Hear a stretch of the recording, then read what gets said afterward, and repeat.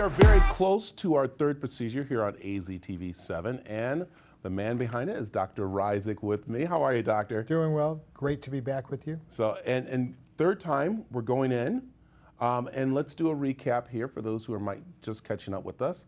Let's talk about the first one was a mitral valve repair. We repaired a diseased valve in the heart rather than operating on it. We used a catheter-based technique to repair that valve. I like it. And then the second one was a coronary procedure in which we passed a coronary artery stent into a blocked coronary artery, the plumbing of the heart, and opened up that artery. And the third one is going to be a variation on a theme. It will look a little bit like the stent technology that we used for the second procedure. We will be treating a valve like we did on the first procedure. And what we are going to do is a valve replacement, not a valve repair, but a valve replacement where we diagnosed a diseased aortic valve, the main doorway out of the heart, and we're going to replace that valve non-surgically using catheter-based techniques. Yeah. You were talking last time that people have been asking us, what is a heart murmur? Because it sounds, you know, kind of like okay, a heart murmur, but what is it? When we, as physicians, put our stethoscope on your chest, we can hear the heartbeat, the heart sounds. Sometimes between those beats, you can hear a swishing sound. And that swishing sound is turbulent flow going through the heart. Now, why would flow be turbulent rather than smooth?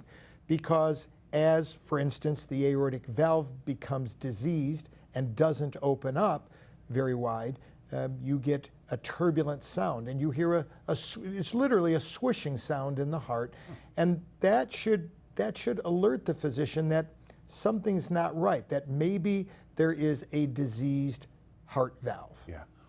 Let's talk ages, because this is very, very interesting. Who is actually becoming your patients? We're thinking the baby boomers, but they're starting to move forward, and now we're seeing the next generation. Is that right? Well, yeah, and think about it. The baby boomer generation was roughly, after World War II, from 1949 to 1964. And we talked last week that these valve disorders are usually patients 70, 75, 80 years of age. The baby boomers are moving into that age bracket right now, and at least those born at the end of the baby boom generation won't be hitting 80 years old or so until another 20, 25 years. So all we're going to do is see the number of heart valve procedures and valve disease increase between now and 2050. It's going to explode in terms of the numbers. Yeah. Let's talk about, very quick, I'm going to change on you, about heart disease and preventing it. And this is something that you keep saying, even when we go off, camera here, you've always said, Brad, remember, don't smoke. That is one thing you keep telling people. That is really one of the root of having these heart diseases, right? No question. And we know that in some way, things like smoking, diabetes, poor eating habits, while they're not the cause of valve disease, they certainly can contribute to valvular heart disease, and certainly all of those bad habits contribute to coronary disease. So the healthier you are throughout your life, the less likely you're going to end up being the focus of one of our procedures. Yeah. Okay, so in the first two procedures, we saw quite a few things, kind of like similar, but this one, when you're watching very soon, it's going to be a little bit different people in there a little bit too, right? No question. In the 1980s and 1990s, open heart surgeons and cardiologists sort of competed for patients.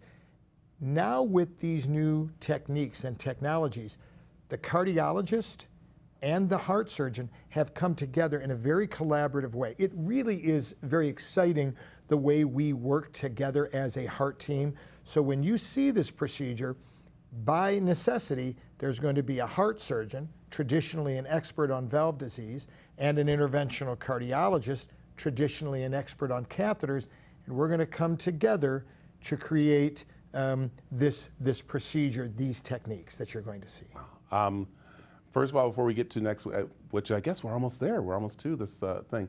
Let's give a shout out to your team there because they are amazing. You've been very busy taking care of people's lives and making sure they're getting home literally almost the same day after having these procedures. So it's your team that's amazing. You can't say enough about the doctors and especially the nurses and technicians, the patient care technicians at our program at HonorHealth.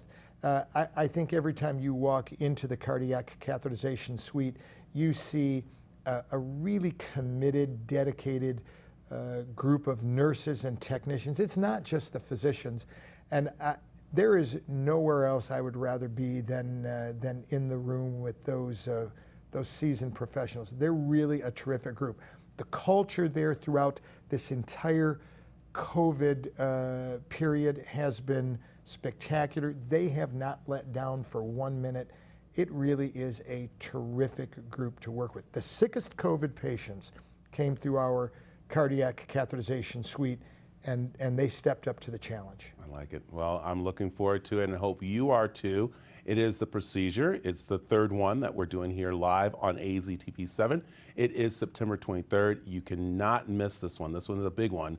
Even for me, it's going to be amazing. But you can right now go to aztv.com/procedure to see the last two and also see the Dr. Rizik and I talk about the different things that go on with heart disease. So, Doctor, thank you. Great. We're getting ready to get scrubbed up and get going. All right, let's do this. All right.